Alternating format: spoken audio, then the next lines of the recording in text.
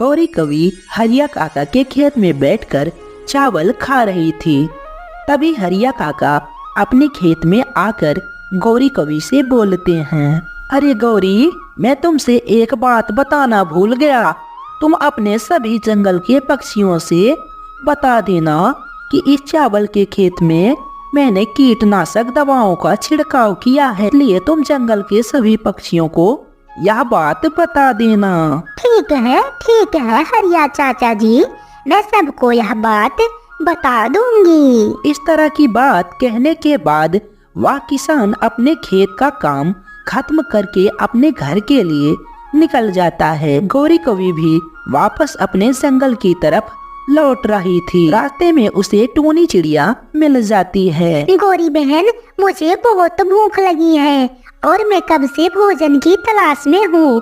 क्या आप जिस तरफ से आ रही हैं उधर मुझे भोजन मिल सकता है?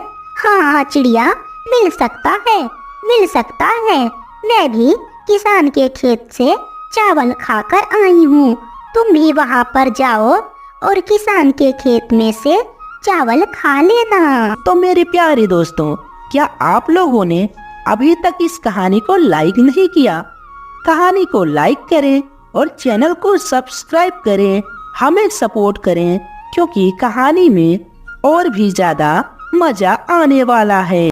गौरी बहन, आपका बहुत बहुत धन्यवाद यह बात बताने के लिए। अब मैं चलती हूँ और भोजन करके आती हूँ। मुझे बहुत जोरों की भूख लगी है। इस तरह कहकर टूनी चिड़िया आगे की तरफ निकल पड़ती है। आज तो मैं बहुत अच्छा काम की हूँ। जाओ चिड़िया जाओ और वहाँ पर दवाओं वाली छिड़काव वाला चावल खाओ, अब आएगा मजा। इस तरह कहने के बाद गौरी कवि वहाँ से चली जाती है। उधर दूसरी तरफ टूनी चिड़िया उस किसान के खेत में चावल के पास पहुँच जाती है और चावल खाने लगती है। वह चिड़िया किसान के खेत से पेट भर चावल खाती है। अरे, मुझे ऐसा क्यों महसूस हो रहा है? चावल खाने के बाद मुझे चक्कर जैसा क्यों महसूस हो रहा है? मैं आज 2 दिन से भोजन नहीं की हूँ। मुझे ऐसा लगता है कि 2 दिनों की भोजन ना करने की वजह से और इतनी दूर से चलकर आने की वजह से मुझे चक्कर महसूस हो रहा है। उसे यह भी नहीं पता था कि उसने जो चावल खाए उसमें कीटनाशक दवाओं का छिड़काव हुआ है, जिसकी वजह से उसे चक्कर जैसा महसूस हो रहा है। टूनी चिड़िया किसान के खेत से चावल खाने के बाद चिड़िया अपने घर को चल देती है। तभी रास्ते में उसे चक्कर आता है और वह नीचे जमीन पर गिर जाती है। फिर धीरे धीरे ऐसे ही रात हो जाती है। जब चिड़िया की आंख शाम को खुलती है, फिर वह अपने जंगल की तरफ तुरंत ही वहां से चल देती है। अरे, मुझे तो बहुत जोरों की भूख लगी है मुझे। ऐसा करती हूँ, मैं चिड़िया के घर चलती हूँ। चिड़िया के पास कोई ना कोई बढ़िया स्वादिष्ट भोजन होगा। मैं उस चिड़िया से भोजन मांग के खा लूंगी। पर वैसे भी चिड़िया तो बहुत ही भोली और मासूम है। वह तो बहुत ही आसानी से हमें भोजन दे देती है। इस तरह कहने के बाद गौरी कवि चिड़िया के घर की तरफ चल देती है और चिड़िया के घर पहुंचने के बाद वह चिड़िया से बोलती है, अरे टूनी चिड़िया, भूख से मुझे बहुत जोरों से चक्कर आ रहे हैं। हाँ चिड़िया, मुझे जोरों से चक्कर आ रहे हैं। ऐसा करो, तुम मुझे कुछ खाने को दे दो, कहीं मैं भूख से यहीं पर चक्कर से गिर ना जाऊं। कोई मीठा फल हो तो मुझे वही दे दो। चिड़िया, मुझे मीठा फल ही दे दो। चिड़िया एकदम चुपचाप खड़ी होती है और तभी चिड़िया थोड़ा सा आगे बढ़कर गौरी कवि के गाल पर एक थप्पड़ जड़ देती है। अरे टूनी चिड़िया, तुमने यहाँ क्या किया? भोजन देने के बजाय तुमने मेरा गाल लाल कर दिया। मैंने तुमसे फल, हाँ, एक मीठा फल ही तो मांगा था। उसके बजाय तुमने मेरा गाल लाल कर दिया। हो गौरी की बच्ची, झूठ बोलना बंद कर। अभी तुझ में बहुत जान है, तू ऐसे नहीं मर सकती। तुझे जंगल के 5 पक्षी मिलकर मारेंगे, तभी तू नहीं मरेगी। अब भाग जा यहाँ से, वरना मैं तुझे और मारूंगी। आज गौरी कवि को डर का एहसास हुआ था। चिड़िया का इस तरह का भयानक रूप देखकर गौरी कवि तो चकबका जाती है और वह चुपचाप खड़ी रहती है। फिर वह गौरी कवि चुपचाप अपने घर निकल जाती है। घर पहुंचने के बाद उसका पति कालू कौवा गौरी कवि से बोलता है, अरे गौरी, तुम किससे पिट कर आई हो? तुम्हारा गाल तो लाल लाल टमाटर के जैसे दिख रहा है। किसने की? हाँ, तुम्हारी पिटाई किसने की? कहीं चीलों ने फिर तुम्हें मारा क्या? नहीं नहीं कालू जी, चील की लड़ाई तो समझ में आती है, पर उस छोटी कमजोर चिड़िया ने मेरी पिटाई कर दी कालू जी। उसने मुझे बहुत जोरों का थप्पड़ मारा। मैंने तो कुछ भी नहीं किया था कालू जी, मैं ऐसे ही खड़ी थी और उसने मुझे बहुत जोरों का थप्पड़ मारा।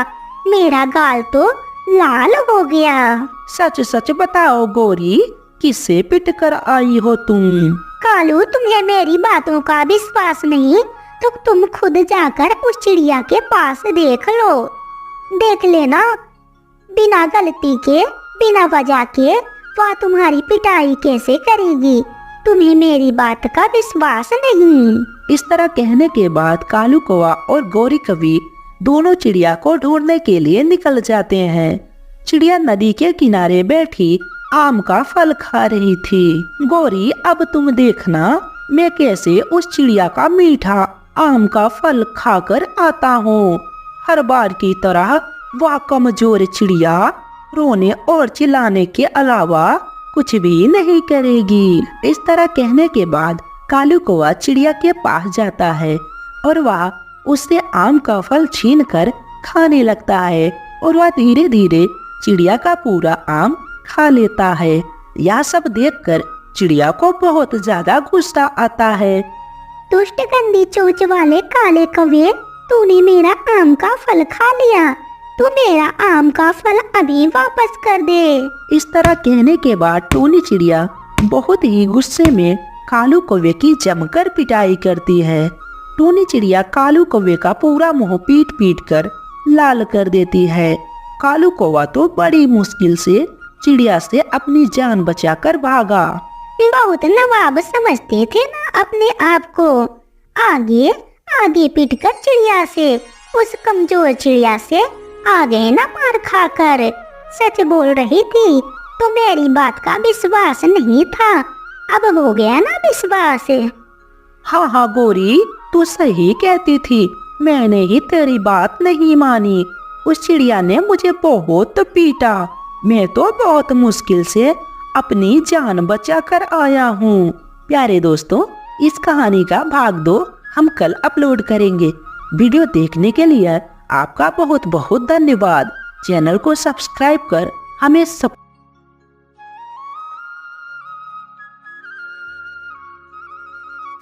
अगर मैं जंगल के पक्षियों को उन चीलों के बारे में बता दिया तो कहीं जंगल के पक्षी इस जंगल को छोड़कर ही ना चले जाएं। और अगर सब पक्षी जंगल छोड़कर चले गए तो चीलों की जीत हो जाएगी। नहीं नहीं, ऐसा कभी नहीं हो सकता। मैं अपने जीते जी इस जंगल पर चीलों को कब्जा करने नहीं दूंगी। मुझे उन चीलों को सबक सिखाना ही होगा। टूनी चिड़िया बस सारी रात उन चीलों को सबक सिखाने का उपाय खोजने लगती है। यह चील हम पर हमला करने आए थे ना, अब मैं इन्हें बताऊंगी कि जंगल के पक्षियों से पंगा लेने का क्या अंजाम होता है। फिर टूनी चिड़िया अपने प्लान के मुताबिक जंगल के सभी पक्षियों को इकट्ठा कर लेती है। अरे टूनी चिड़िया, ऐसी भी क्या बात हो गई कि तुमने हमें सूरज निकलने से पहले ही यहाँ बुला लिया। मुझे माफ करना जंगल के पक्षियों, लेकिन मैं उस सूखे कुएं की वजह से बहुत ज्यादा परेशान हूँ कि कहीं कोई पक्षी गलती से उस कुएं के अंदर ना गिर जाए। आप सबको तो अच्छे से पता ही है ना कि कालू कौवे का बेटा जग्गू कौवा उस बार कुएं में गिर गया था। वह तो अच्छा हुआ, उसकी किस्मत अच्छी थी कि वह जिंदा बच गया। अब जरूरी नहीं कि हर कोई कुएं में गिरने के बाद जिंदा ही बचे। हाँ टूनी चिड़िया, वैसे तो तुम ठीक कह रही हो। उस कुएं को लेकर मैं भी बहुत ज्यादा परेशान रहता हूँ। मेरा एक छोटा सा बेटा है, अगर उसे कुछ हो गया तो मैं जीते जी मर जाऊंगा। हाँ टूनी चिड़िया, तुम ठीक कहती हो। हमें कोई ना कोई उपाय तो खोजना ही होगा, क्योंकि हमारे जंगल में अभी छोटे छोटे और प्यारे प्यारे बच्चे हैं जिन्हें हमें उस कुएं से बचाना होगा, और हम कोई भी खतरा मोल नहीं ले सकते। जंगल के पक्षियों, मेरे पास एक बहुत ही अच्छा आइडिया है, पर मुझे आप सबकी मदद की जरूरत पड़ेगी। हम पहाड़ों की तरफ चलकर वहां से बड़े बड़े पत्थर लेकर आएंगे। उन पत्थरों से उस कुएं को पूरी तरह से बांट देंगे ताकि खतरा ही खत्म हो जाए। तुम ठीक कहती हो, हम लोग बिल्कुल ऐसा ही करेंगे। वह कुआं तो अब हमारे किसी काम का नहीं रहा, उसे पूरी तरह से भर देने में ही हमारी और हम सब की भलाई है। इस तरह कहकर सारे पक्षी पहाड़ों की तरफ बड़े बड़े पत्थर लेने के लिए चले जाते हैं।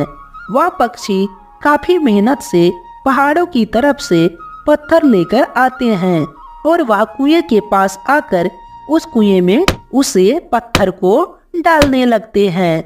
वह बड़े बड़े पत्थर जब कुएं के अंदर जाते हैं, तब कुएं के अंदर चील महाराज और उसके जो साथी थे वह गहरी नींद में सो रहे थे, और वह बड़े बड़े पत्थर उनके ऊपर जा गिरते हैं, जिसकी वजह से चील महाराज और उसके साथियों की वहीं पर मृत्यु हो जाती है। और इस तरह टूनी चिड़िया अपने जंगल को बर्बाद होने से बचा लेती है।